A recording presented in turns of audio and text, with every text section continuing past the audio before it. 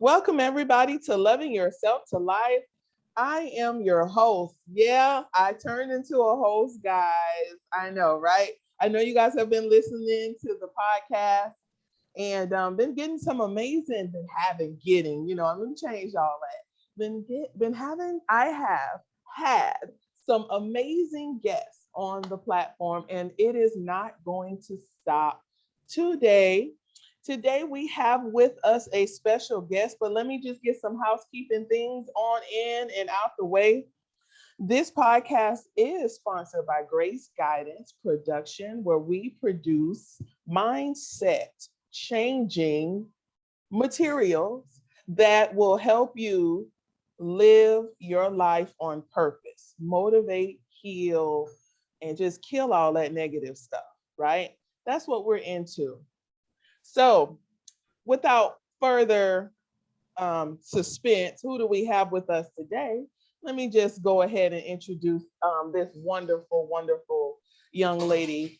Her name is Lajune Singleton. She is a board certified health and wellness coach, mindset strategist, nutritional lifestyle coach, cycling instructor, and personal trainer with over 10 years of experience working with busy career women, kids, and families in the areas of obesity, fitness, chronic illnesses, mindset, nutrition, mental and physical health, and injury recovery. All right, y'all. Y'all heard that. Welcome, Miss Lajune Singleton in the building. Hello. Hi, thank you for having me. No, thank you for just answering the call. I never know what I'm going to get sometime, but like I say, I do affirm awesome people, and I found just that in you. Thank you. It was definitely a pleasure talking to you previously. Yeah, you guys, I could talk to this special person. I mean, it was supposed to be 30 minutes, guys. I'm telling you, I think it was about 2 hours, and then at the end, we were like, okay, wait, and but it's great when you meet people like that. And I want to ask you a couple of questions, and then we always look for things that are that my listeners would love to just put into their lives. So let's start out by tell us a little bit about your story, a little bit about you. So I've always loved sports and athleticism as a kid, and that had always been my thing. And coming from the South, obesity is very high, chronic illnesses is very high. And I always was like, I want to be healthy, I want to be healthy, I want to be healthy. 2011, I had a knee injury and that went left. I gained weight. I went into a state of depression, grief, just a lot of stuff started coming up for me. And I was sexually assaulted. So dealing with all this stuff, it came up for me, and I ended up going from 120 pounds to then 150 something. And my highest was 193. So I was personal training before, but definitely this time around, it was different for me. Being a busy career woman, we always say, I'm going to the gym, I'm going to the gym. And then you get stuck in traffic and you're like, yeah, I don't feel like going to the gym. And I understood that from a standpoint of being a busy career woman, of dealing with the struggles of trying to lose weight and not really understanding that your past has a lot to do with why you're not losing weight if you haven't come to terms with those things. Absolutely. So sometimes it looks different. Sometimes for people it's anorexia and bulimia. Sometimes it's, overeating. So I was kind of in both of those areas. When I was younger, it was anorexia. As I got older, I started overeating and pre-obesity. And I wanted to start helping women as well as, young girls understand that you have to change your mindset and deal with your past in order for you to become healthier. You hit on some great things there, but one thing I just like to kind of put a spotlight on is that gaining weight is not just about the food. Right.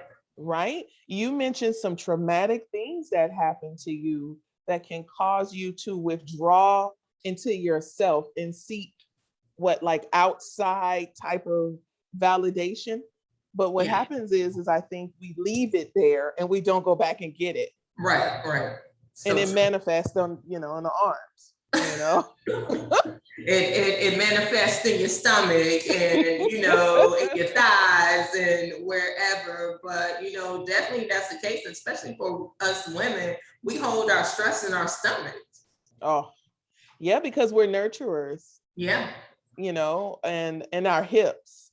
Because in the groups that I'm in, they're always like, gotta get rid of these hips and this butt, but it's like, let's ask some questions, right? So tell me, like, what are some of the emotional trends that you see with your clients that are dealing with just getting a healthy lifestyle?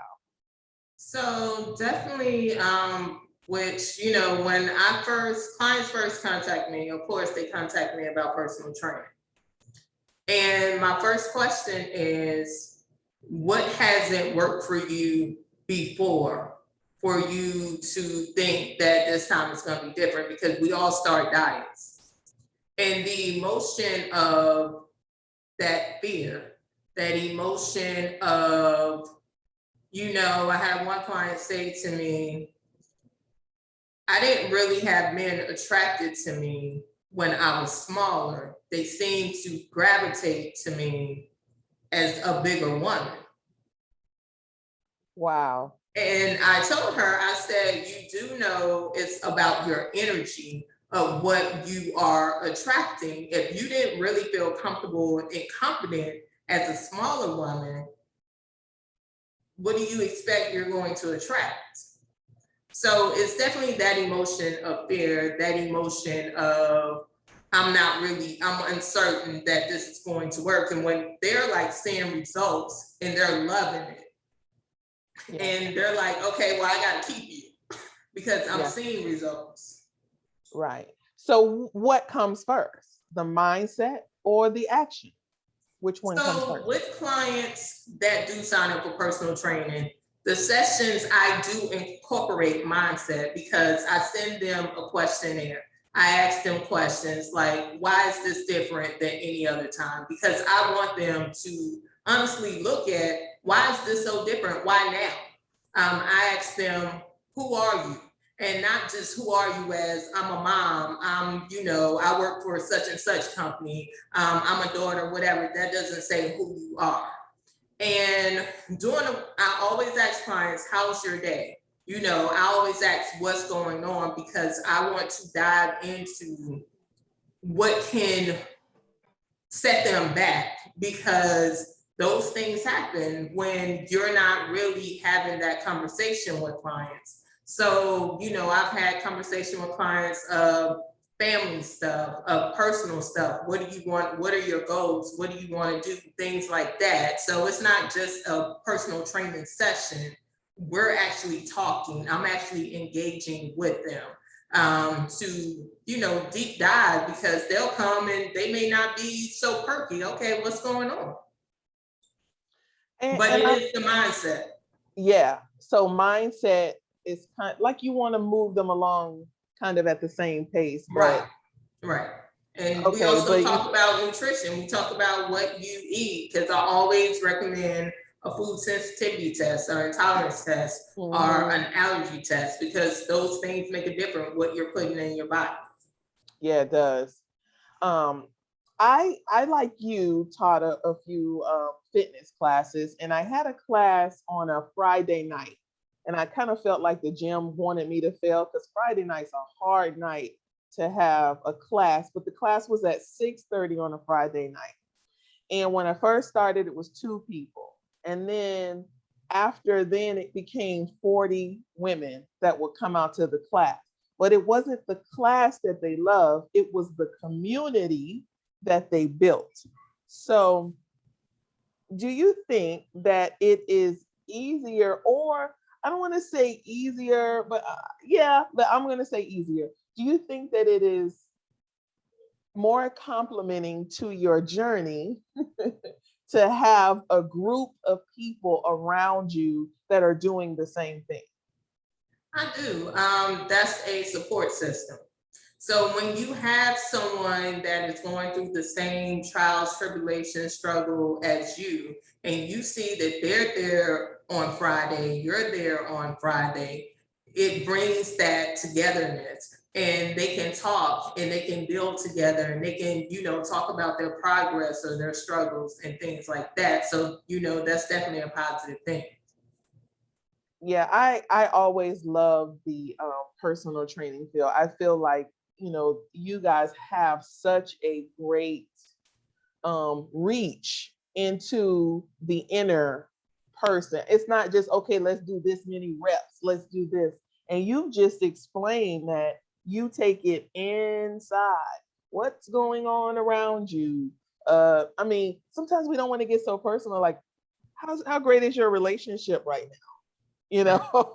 But those things take, those things all just piles on whatever you want to, and it also takes away the releasing the weight. I don't like to say gaining weight, because you gain it or you lose it, you want to go find it, all types of stuff, the way we talk.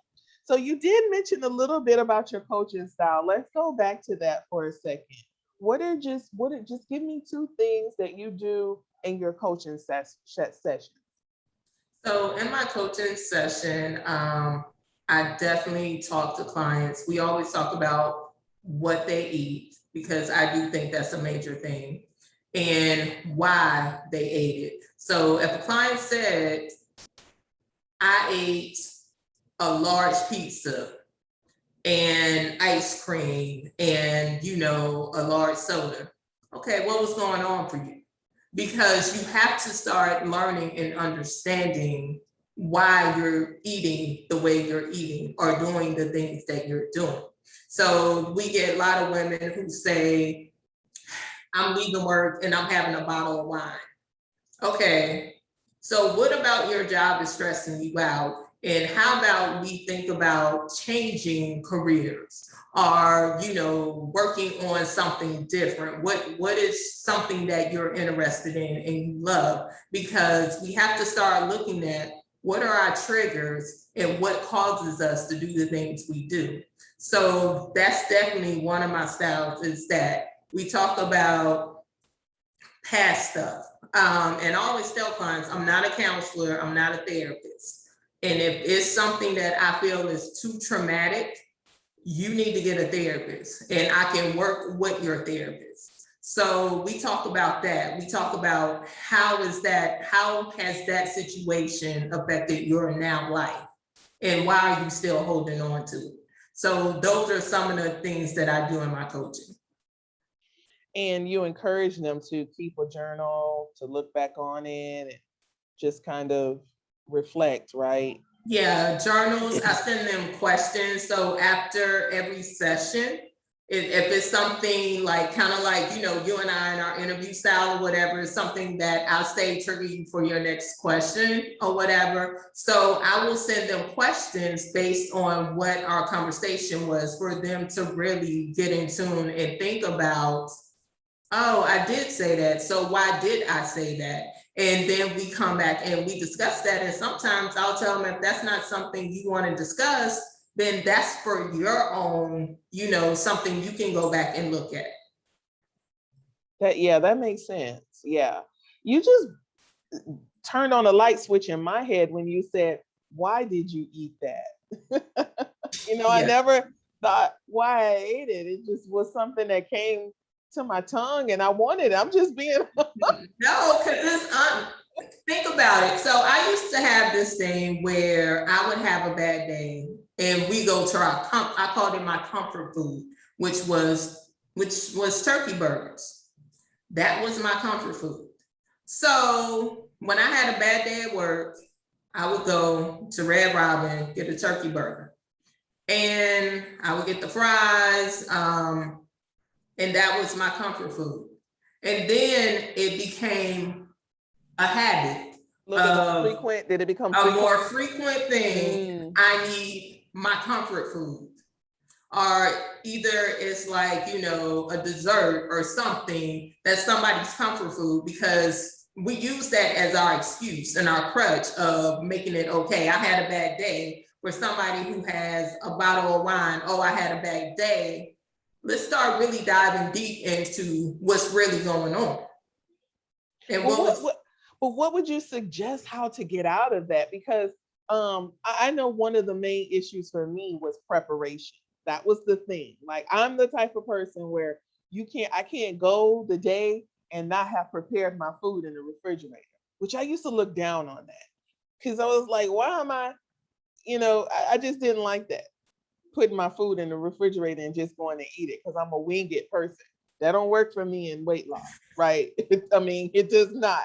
I can't wing nothing, or I'll be eating wings, So how do you get past that? Like, my comfort food or my crutch is, I need to fix the food, but I really, really don't want to, or I really like my comfort food. Please don't take away my spaghetti and my garlic bread. Don't do that. How do you get out of that? So with that, if it's not saying that you should never eat out or do anything like that, because, from time to time, it's okay to go out, treat yourself, whatever. But when you start to make this a continuous situation and a religious type thing of you eating, and I had days where I have food in my refrigerator and I'm like, okay, I really don't want to warm that up. It's quicker for me to stop at some restaurant and grab something. It's already warm when I get home to eat it.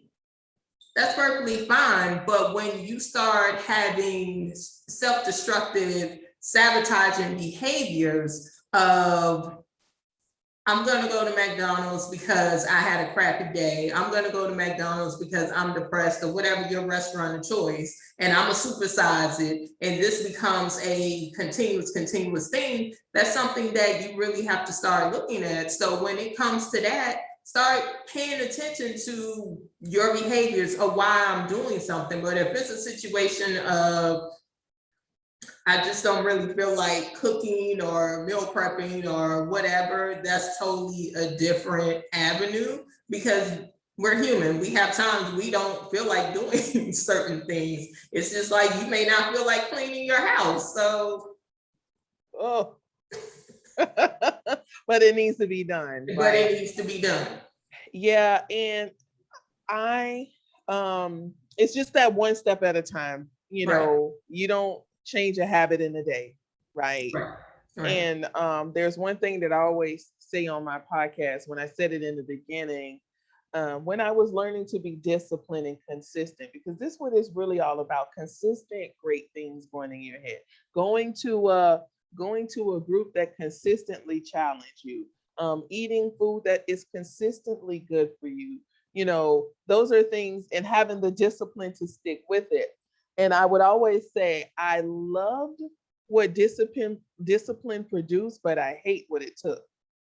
And it takes work, because it is not an easy thing. Because, definitely being honest, I have times where I'm like, I've started back, working with clients, and I have to eat. So I am eating out a lot more because I'm not at home. I'm at home like maybe 85. I'm probably on the road 85%. And that other time I'm here and it's late in the evening, or I'm sporadically in and out. So I'm stopping to get something to eat. And I'm in that mode right now of, I need to go to the grocery store, but I don't even know what I want to eat because I'm not really here to prepare it. And, just really sitting down and saying, okay, you need to buckle down and make time for it.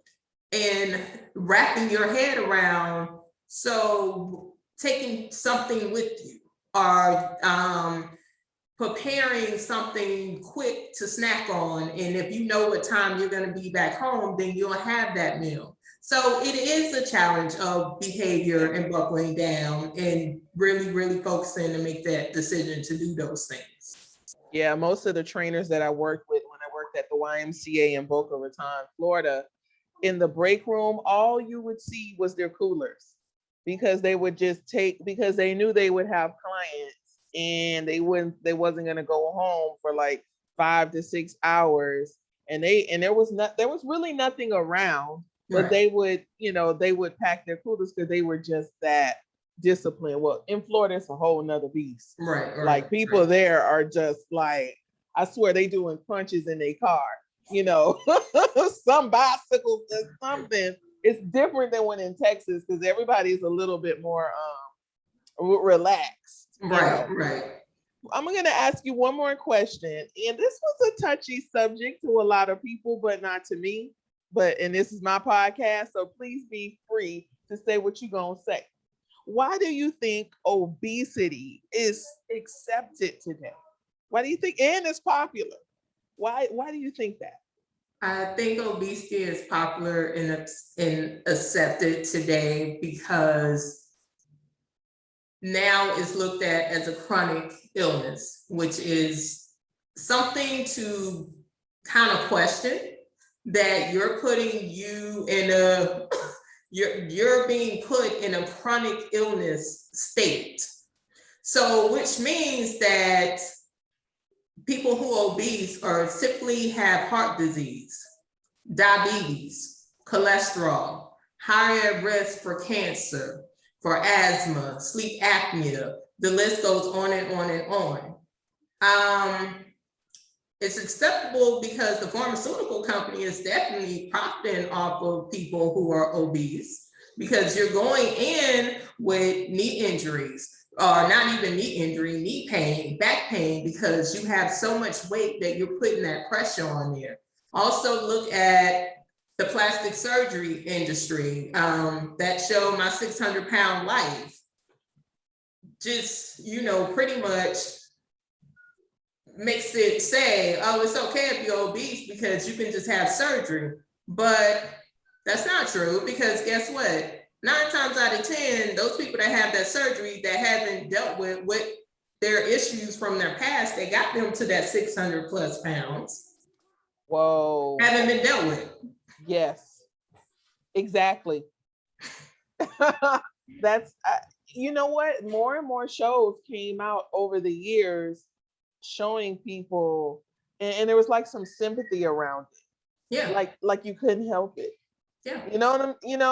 And I guess even for me, who has been obese or whatever you want to call it, I don't know if you can be pre-obese.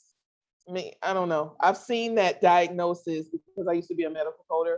And so you don't die from obesity, you die from the complications that obesity caused, right? And that chronic illness thing it just, wow.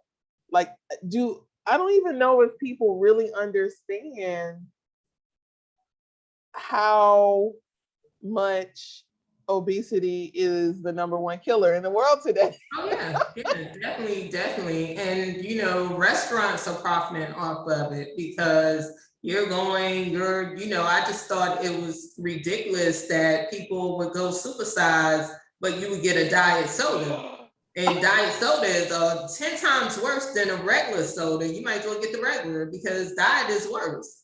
But give me a big large cup of sugar. Right. Yeah. That is going to cause some worse illnesses to me.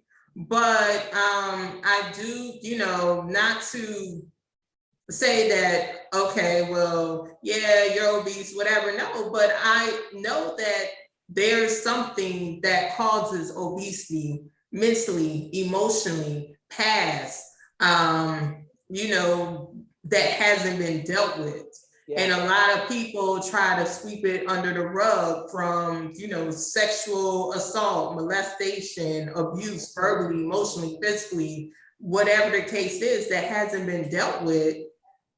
And they found that comfort in food.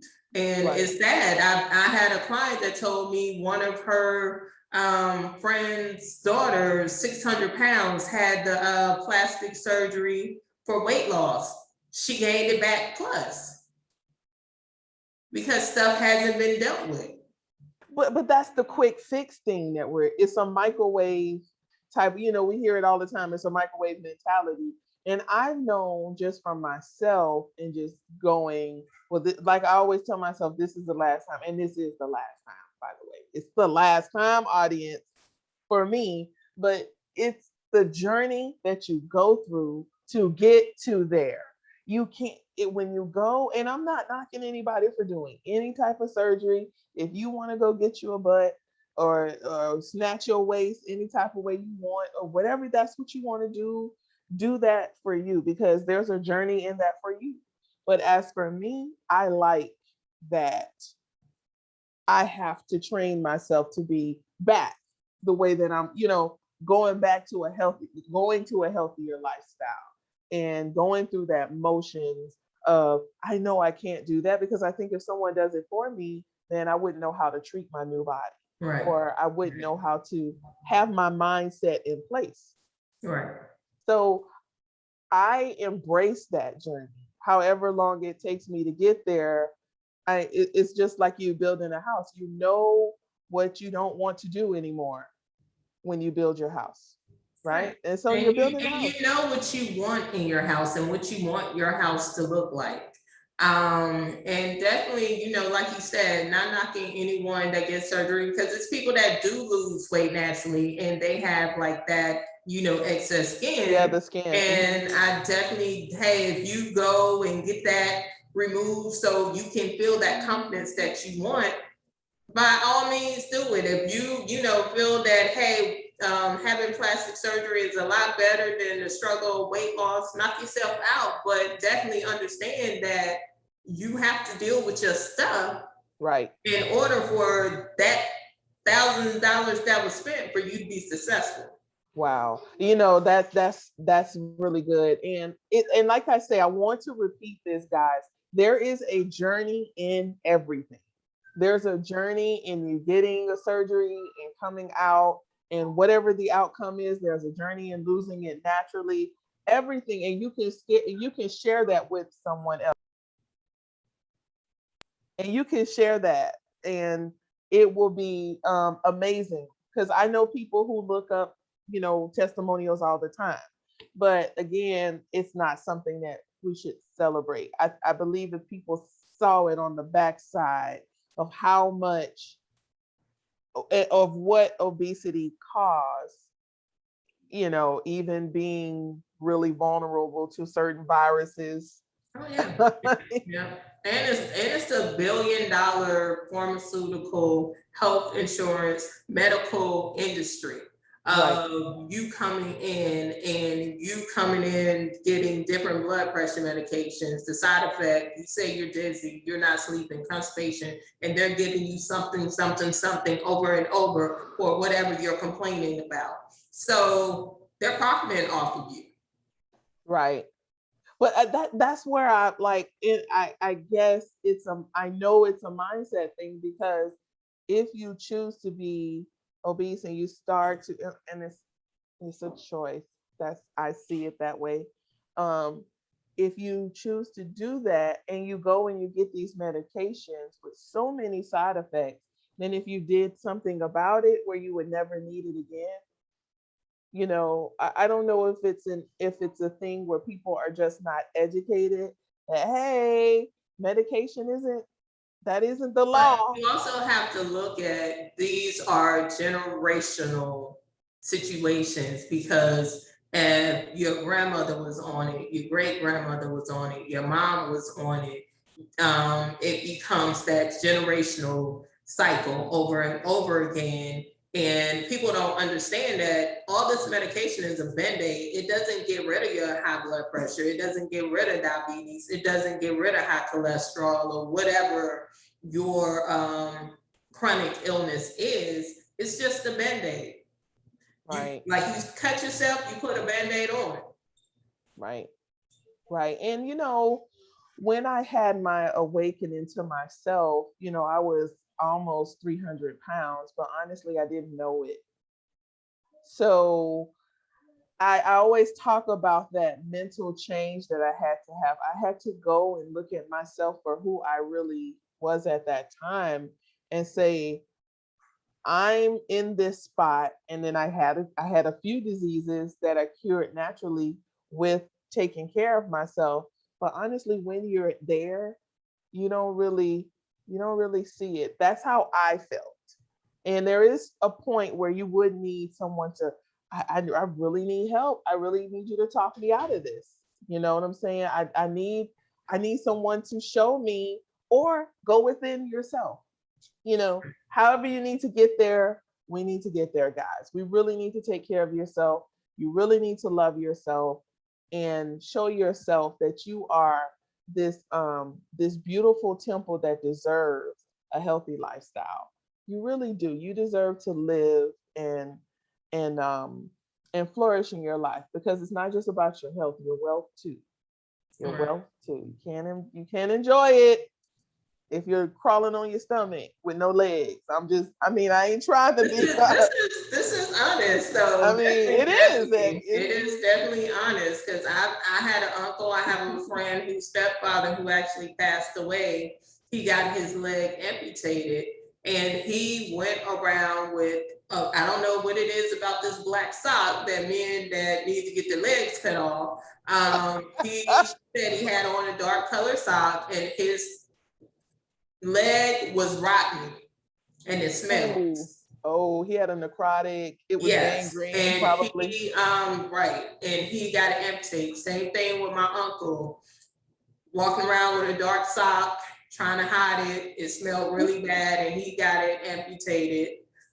He's still not laughing at the dark sock. But it was, and men are the worst because they wait to the final stages. Yeah.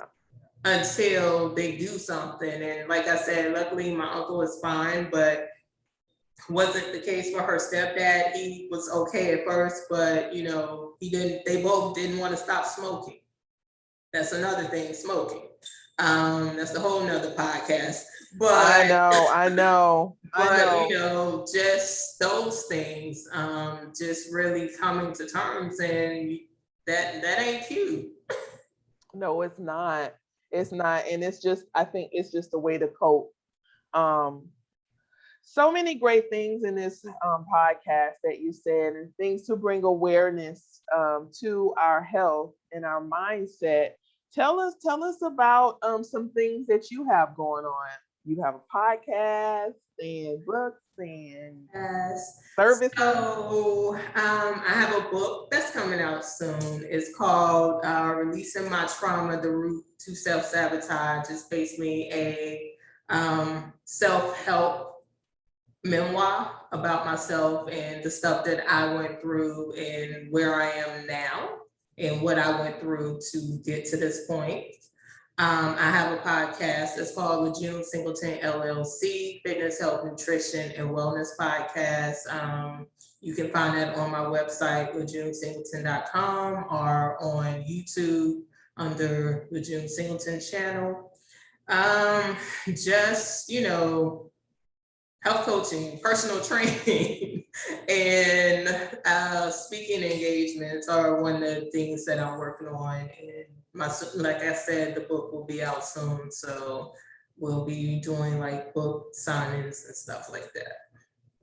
So you guys have heard this young lady has a wealth of knowledge, and she's very nice to work with. Like I said, I mean, just talking to her now and me talking to her before, I just wanted to just take all her everything, just take a straw and just pop it right there. And So Thank you for being on the show today. We will look forward to having you back.